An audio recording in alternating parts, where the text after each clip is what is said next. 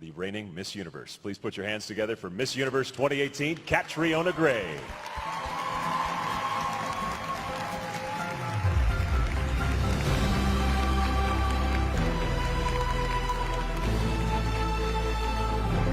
Hi, Catriona. Great to see you.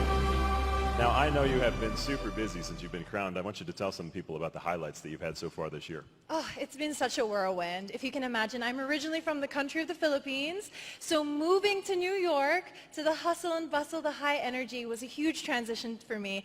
And I've had the pleasure of traveling to Indonesia and also around the States, and I have a few travels coming up, but the most fulfilling part is really working with the different organizations, learning about the work that they do, and also lending my voice where I can to make a difference. The other day I was watching a video of you on YouTube when you were welcome home to the Philippines after you were crowned. It was like a superhero's welcome. Talk about that experience. I can't even describe it, guys. Like, you know, seeing support online is one thing, but actually seeing people in the numbers in front of you was just, it took my breath away. And I think for my whole homecoming week, I was crying every single day, just because it was so emotional for me, seeing that I could bring such pride and joy to my countrymen. And it really does make what we title holders do all worth it. I have to ask about the dress. My wife said, you got to ask about the dress, because when we saw Miss Universe, I said, that's one of the coolest dresses I have ever seen. In particular, let's talk about the lava walk. Yes. Just let it fly. So my walk was named the Lava Walk. I wasn't the one who named it. It was actually my mentor who named it that. But it was in tribute to my mother's hometown in the Philippines called Albay, and it's known for a perfect cone-shaped volcano called Mount Mayon. So me and my designer actually played off that with the gown itself. It was digitally printed, and then they used Swarovski crystals all over it to give that kind of, it was like it was on fire. It certainly looked like it. Did you guys love the dress? One more question for you. Now this year, or this week I should say, you're adding 2 new sisters to your trio. One tonight, one Thursday night. Advice for the girls backstage. One of them will obviously be one of those sisters. What would you say to them? You know what, to every single woman that came out on stage tonight, what an amazing experience that you've had the opportunity to have, to work with fellow women who are empowered, who are accomplished, and you have sisters for life. For the new sister that I'm going to be calling sometimes housemate, that she'll come visit in New York. I'm so excited to welcome her to the family, but I know that every single girl here tonight is welcome back into the family to come and visit whenever, and they have sisters for life in every single state of America. Well, you're doing a phenomenal job as Miss Universe. Can we have a big round of applause for our current Miss Universe 2018, Catriona Gray? Thank you so much.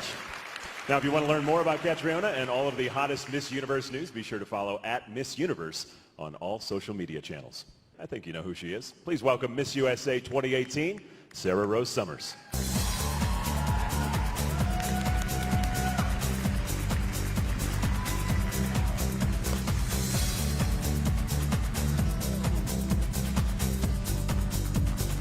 Hello, hello, beautiful Sarah. How are you doing today? Oh, good. This is so exciting. Yes, and so we're here in Reno, Tahoe. You've been here more than once. Can you tell me what are some of your favorite things about this very special space? Well, I know they just mentioned, but I'm from Nebraska, so think Little House on the Prairie. We are the Plains. And then I've moved to Texas, New York, and so I'm not used to this mountainous region, and it is just so beautiful. You open your window in the morning here at the Grand Sierra, and it's just stunning outside. The snowy covered mountaintops, even though it's May, that's my favorite part. Yes, it is so beautiful here. And tomorrow night, you'll be stepping into my shoes and you'll be hosting prelims. So what can our audience expect from hosting prelims? What do we have going on tomorrow?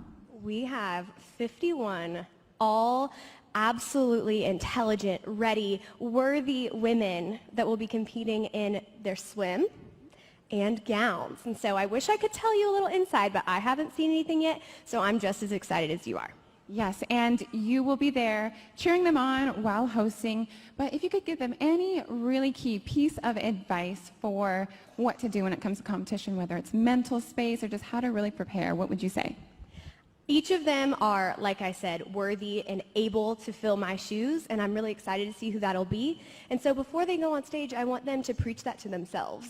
I know you've been a fabulous resource for me all year, and just continue to believe in yourself and be confident in who you are, because you're already here because you were chosen by your states, and you deserve to be here. So there's nothing else you can do. You only have about 24 hours, so don't stress yourself out when you're backstage. Take a deep breath and just go for it. Don't think too hard about, I know a lot of girls have been asking me specifically about their walks for tomorrow night, and I always say, you know, if I tried to walk like last year, my Miss Florida, I would have looked hysterical, and vice versa. So own you. There's no specific formula.